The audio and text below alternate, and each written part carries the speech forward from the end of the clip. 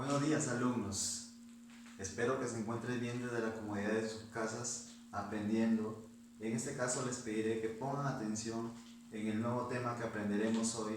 Hoy conoceremos acerca de los primeros pobladores peruanos y la etapa formativa, ¿no? Entonces, a ver, me prestan atención.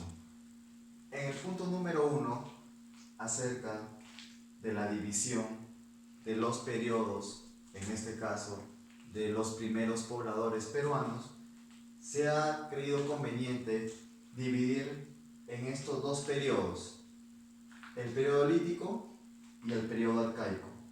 En este caso, el periodo lítico viene aproximadamente de los años 20.000 años antes de Cristo hasta los 6.000 años aproximadamente.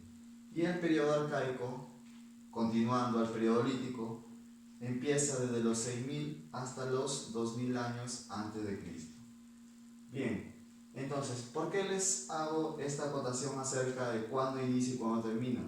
Para que se den cuenta que el periodo más antiguo de los primeros pobladores peruanos es el periodo lítico. ¿Qué características tenía el periodo lítico? Dice, economía de subsistencia.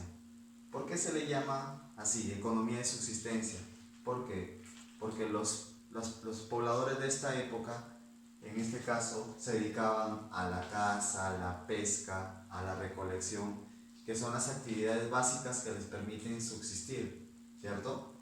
Luego tenemos como siguiente punto la división del trabajo.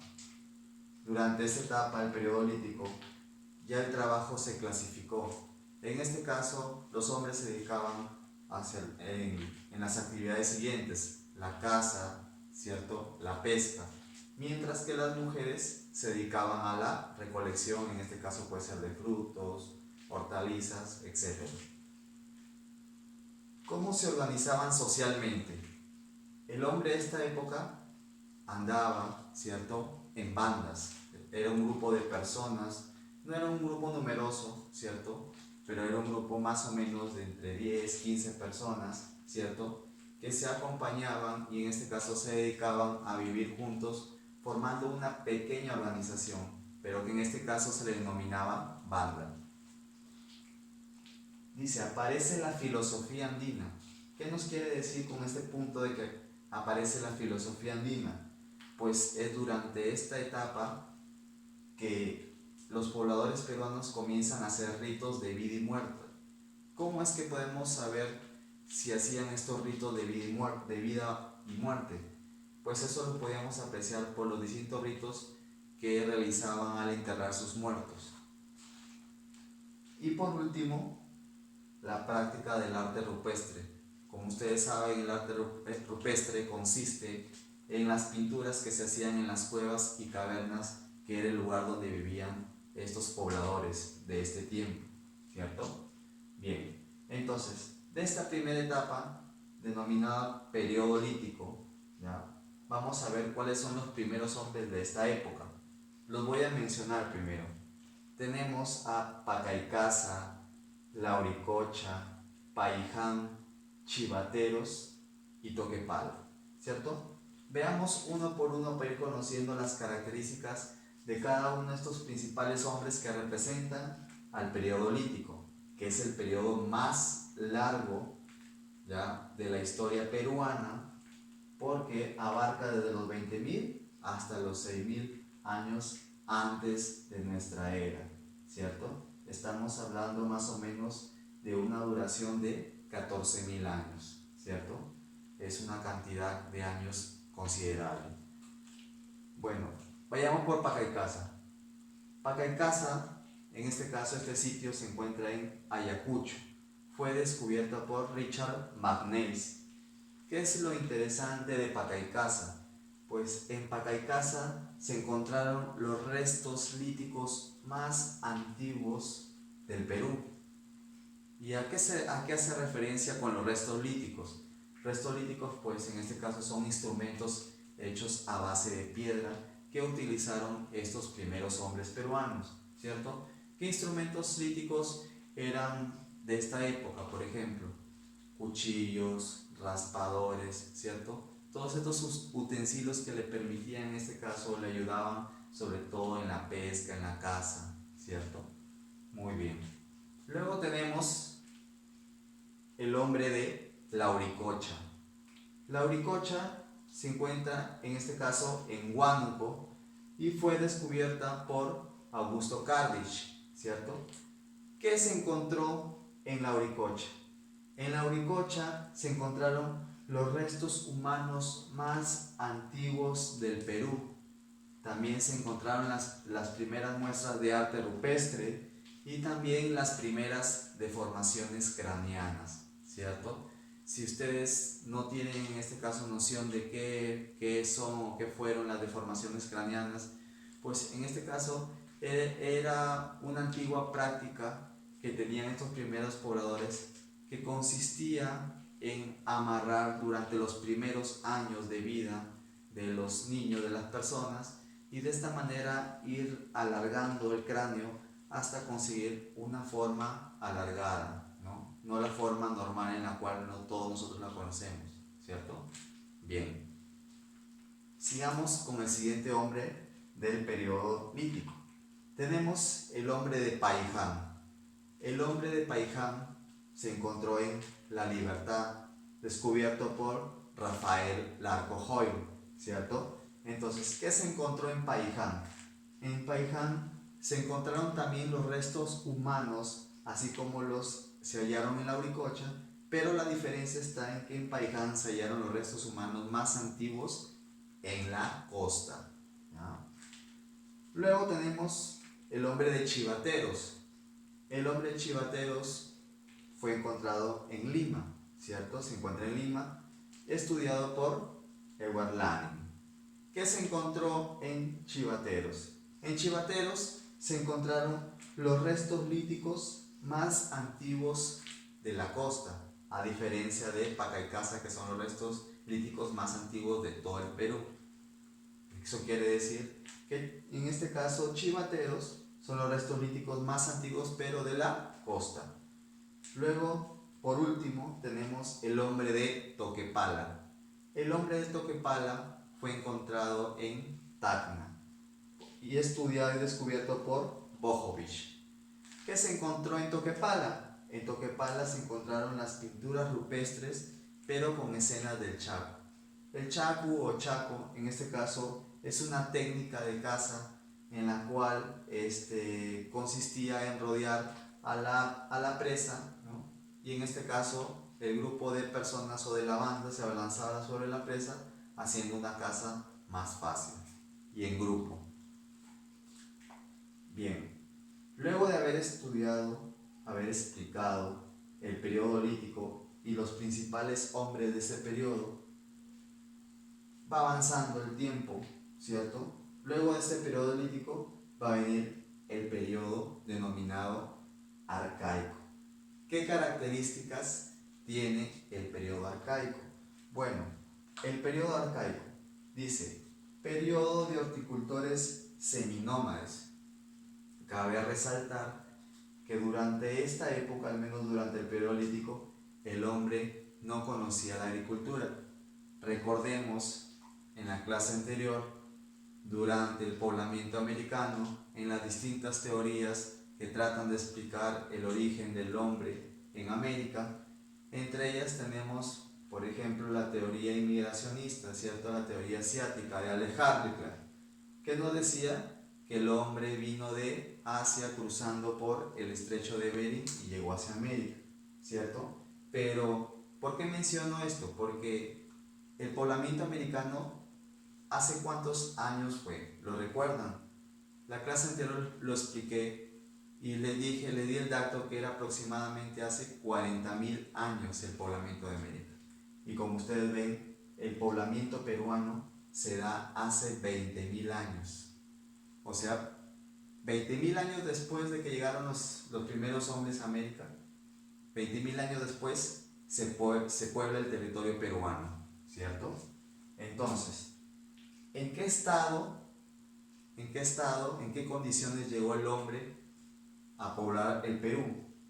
Como les decía, eran hombres que se dedicaban a la caza, a la recolección, a la pesca, ¿cierto? Eran hombres que no conocían la agricultura todavía y eran hombres, en este caso, como dice acá, seminómadas.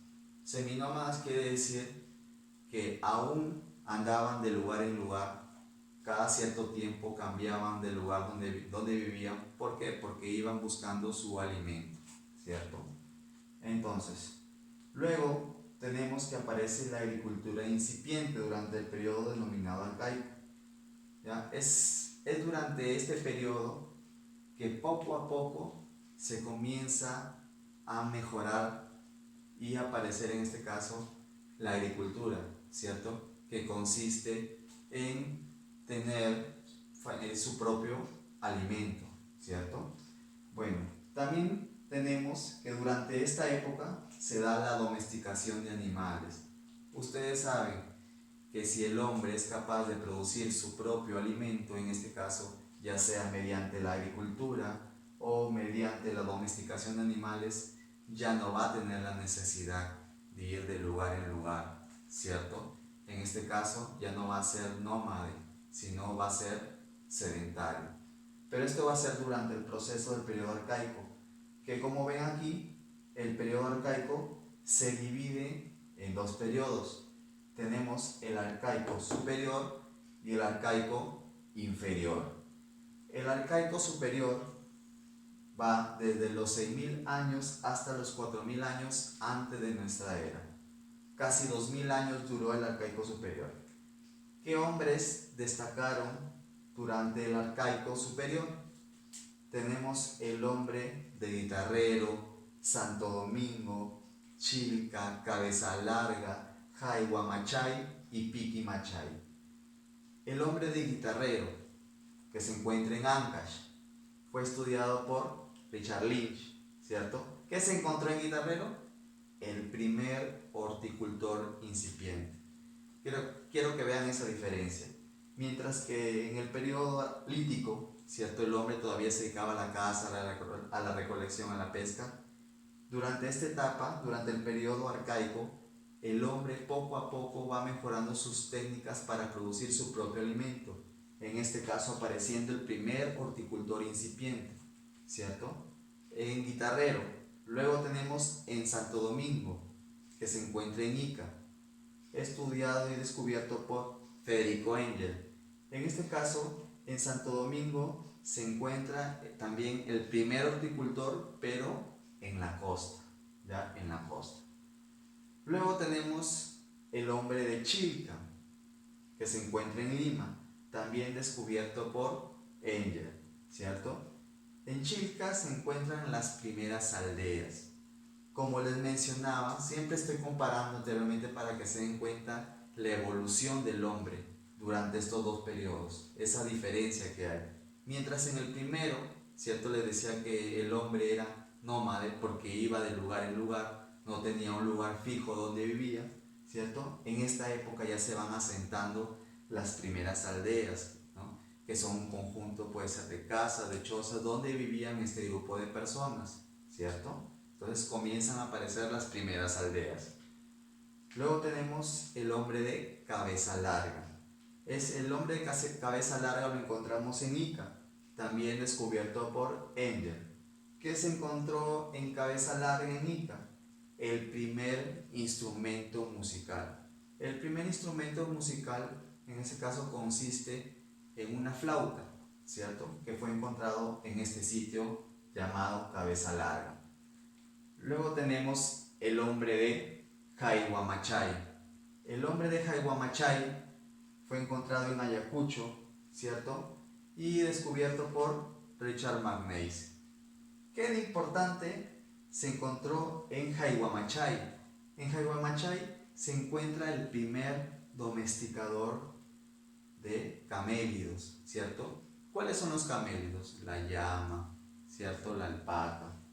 Entonces son estos animales oriundos de los Andes los que se van a comenzar a domesticar durante esta época, el periodo arcaico, específicamente el hombre de Jaihuamachay. El hombre de Piquimachay, también algo parecido porque también se encuentra en Ayacucho y descubierto por Richard McNeice, ¿Qué es lo que encontramos de interesante en este lugar? Pues el primer domesticador, ya no solo de camellos, sino de cuyes, ¿cierto? Como ustedes saben, el cuy, ese animalito, este roedor, que es un animal oriundo acá de los Andes peruanos y que hasta el día de hoy es muy conocido y también utilizado en la gastronomía peruana, ¿cierto? Sobre todo en la gastronomía andina, ¿cierto? Entonces, miren, desde esa época, estamos hablando, miren, entre el año 6000 y 4000 antes de nuestra era. ¿Se dan cuenta la cantidad de años desde los cuales el hombre ya domesticó esta especie denominada el cuy? Para eso queda para su criterio, para que piensen más o menos que la utilización, las características de nuestras tradiciones, nuestras costumbres de hoy en día, en este caso se han originado desde hace muchos miles de años atrás. Luego de haber estudiado el arcaico superior, viene la siguiente etapa, denominado arcaico inferior, ¿cierto? El arcaico inferior viene desde los 4000 a los 2000 años antes de Cristo. Bueno, tenemos los siguientes hombres. El hombre de Tablada del Urín, en Lima. En este caso fue descubierta por Josefina Ramos de Cox, ¿cierto? Que se encontró en Tablada del Urín, en Lima, el primer poblador sedentario, ¿cierto? O sea, en este caso, cuando yo les explicaba acerca de las primeras aldeas, no era de que era un lugar fijo, se asentaban de repente por un tiempo, que sé yo, unos meses, unos años, pero cuando hablamos del primer poblador sedentario, estamos hablando ya de un poblador que vive ya en un pueblo fijo, en una pequeña ciudad, por decirlo así, ¿cierto? Entonces, en Tablada del Urín, en Lima, encontramos el primer poblador sedentario. En Cerro Paloma, que también se encuentra en Lima, descubierto por Federico Engel, encontramos el edificio más antiguo no solamente del Perú, sino también el edificio más antiguo de América. Luego, en el sitio de Huacaprieta, ¿ya? En Huacaprieta, en este caso, lo encontramos en el departamento de La Libertad, estudiado por Junius Bird. ¿Qué encontramos en Huacaprieta? El primer maestro de tejidos y mates pirograbados, ¿cierto? Cuando hablamos de tejidos, no es específicamente el algodón, porque recuerden que el algodón fue utilizado mucho después. Lo que se utilizaba era la lana de los camélidos para elaborar estos tejidos también, ¿no? Y cuando hablamos de mates pirograbados, ¿ya? Estamos hablando, ¿ya? Ustedes saben que el mate, ¿ya? El mate viene de la calabaza, ¿cierto? Y al secarse, hacían dibujos alrededor, pintaban, mejor dicho, estos mates con los diseños, ya sea según sus costumbres, según sus dioses o según lo que adoraban, ¿cierto? A eso se le conoce como mates pirograbados.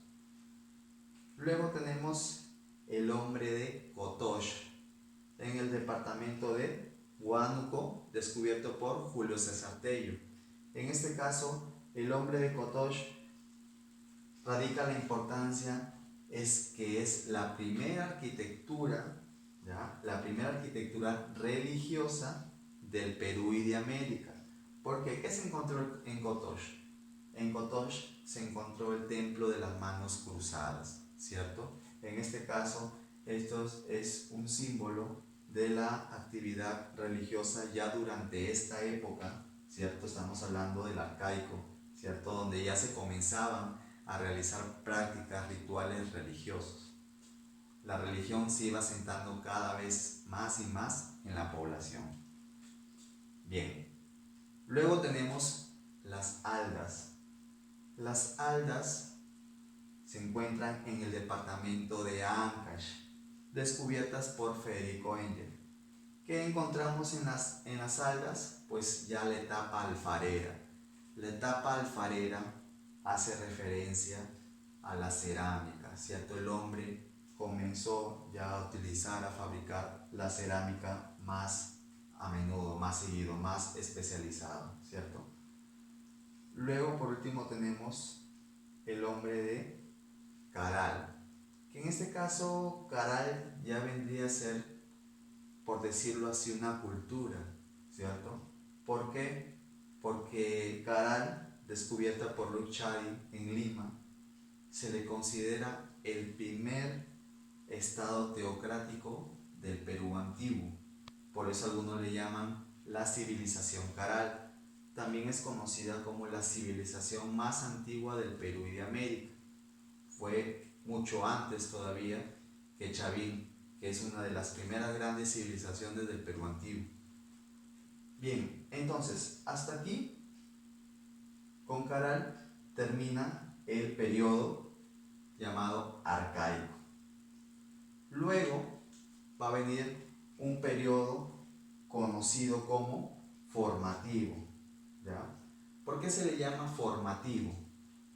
Porque en este periodo, ¿ya?, va a ocurrir un conjunto de eventos culturales que van a transformar estos pequeños pueblos, ¿cierto?, grupos de agricultores incipientes, en grandes civilizaciones, ¿cierto? Es como que este periodo denominado formativo es el punto de quiebre, ¿no? Es la evolución entre estos pueblos de horticultores incipientes, ¿cierto?, de grupos seminómadas, ¿cierto?, que se van a transformar de aldeas a grandes ciudades y civilizaciones organizadas, ¿cierto? Pero antes de conocer este periodo llamado formativo, o también llamado periodo de las altas culturas, vamos a ver en este caso cuáles son las teorías que tratan de explicar el origen de la alta cultura peruana, o sea, cómo aparecieron las grandes culturas del Perú antiguo. Así como tenemos las teorías del poblamiento americano, también tenemos en el Perú las teorías que tratan de explicar cómo aparecen las grandes culturas en el Perú antiguo, ¿no? Y para eso les voy a explicar con este pequeño mapa cómo se dio el poblamiento peruano, ¿cierto? Todas estas son teorías.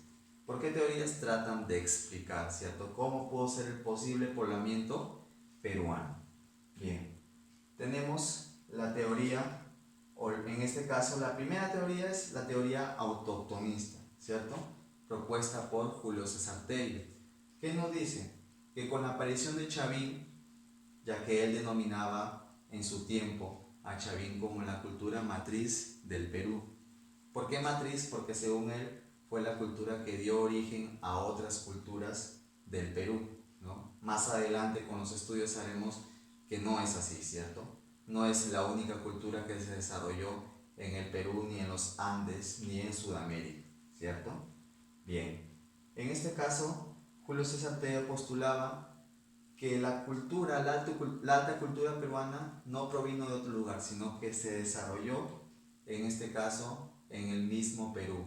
Exactamente, Chavín, ¿no? Porque según él, hay grupos, Chavín proviene de los grupos amazónicos denominados arawaks, ¿cierto?, que provenían de la selva peruana y se asentaron en los Andes peruanos, dando origen a la cultura Chavín, ¿cierto? Eso nos dice la teoría autóctonista. Luego tenemos la teoría inmigracionista, o sea, la que nos dice que la alta cultura peruana no provino desde el Perú, sino vino de otro lado, vino de fuera. En este caso tenemos la teoría inmigracionista propuesta por Max Uhle, ¿cierto? ¿Qué nos decía la teoría inmigracionista de Max Uhle? Max Uhle nos decía que la cultura peruana provino desde Centroamérica o Mesoamérica, como le llamaban, ¿cierto? Exactamente de la cultura maya, ¿cierto? Y esa cultura maya influenció en este caso a la cultura chavín o las altas culturas del Perú, ¿cierto? Pero básicamente lo que nos decía la teoría migracionista es de que la cultura proveniente de Mesoamérica, en este caso, influenció a la cultura peruana, ¿cierto? Eso nos dice la teoría inmigracionista. Luego tenemos la teoría aloctonista, ¿cierto? De Federico Kaumandoy. ¿Qué nos dice la teoría aloctonista? La teoría aloctonista nos dice que el origen de la alta cultura peruana no está ni en Chavín, ni en donde los mayas, como lo decía Maxule, sino en Valdivia, que es una cultura que se encuentra en Ecuador, ¿cierto? ¿En qué se basó Kaumandoy para decir que la alta cultura provino de Ecuador?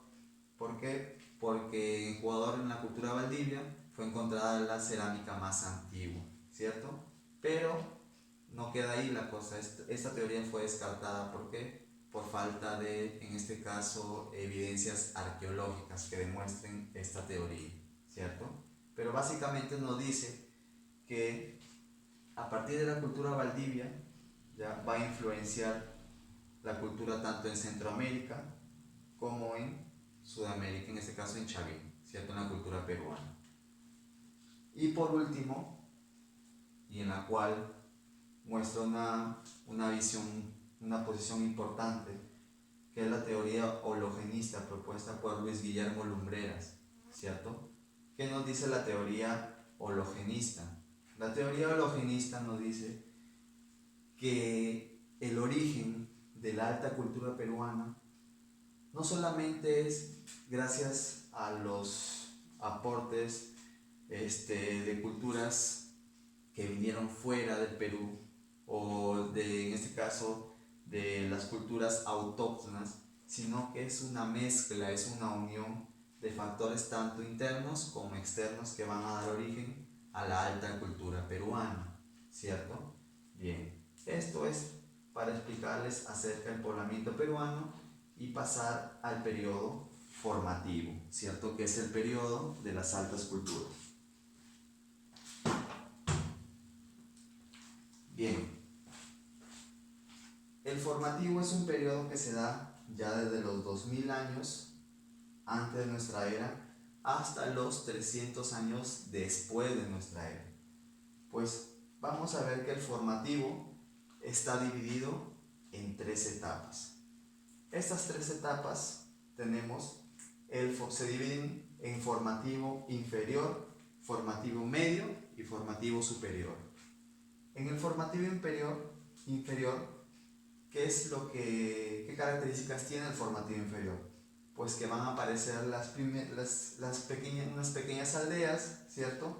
Y que van a utilizar, van a aplicar una agricultura extensiva, ¿cierto? ¿Qué cultura sobresale durante este periodo denominado formativo inferior? La cultura Sechín, ¿cierto? La cultura Sechín también, en este caso, es una antecesora de la cultura Chavín que se encuentra en el mismo territorio, en Ancash, ¿cierto? Luego viene el formativo medio. El formativo medio, en este caso, se va a caracterizar porque se va a dar un gran desarrollo y expansión cultural. ¿Gracias a quién? A la cultura Chavín. Cuando estudiamos esto acerca de las culturas, no queremos decir cuál fue más importante que la otra. Cada una de las culturas tuvieron sus propios aportes, ¿cierto? Pero en el caso de Chavín, ¿no? Chavín utilizó lo mejor de cada uno de los centros que conquistaba, ¿cierto? Y vamos a decir que todo esto lo incorporó a su cultura, haciéndola más grande. Por eso es que Chavín, al expandirse, ¿cierto? Al ocupar otros territorios fuera, no solamente porque Chavín, en este caso Chavín, si hablamos de la ubicación geográfica de la cultura Chavín, está en Ancash, ¿cierto? A orillas del río Mosna, ¿cierto? Entonces, no solamente Chavín tiene, vamos a decir, interferencia en el ámbito territorial de Ancash, sino más allá, se expande hasta el norte, inclusive hasta Piura, por el sur, más allá de Ica. Entonces estamos hablando de una cultura panamericana, ¿cierto? Que se expandió a lo largo y ancho de los Andes peruanos. Por eso es que más adelante las culturas que van a seguirle a Chavín, ¿cierto? Tienen mucha influencia de esta cultura.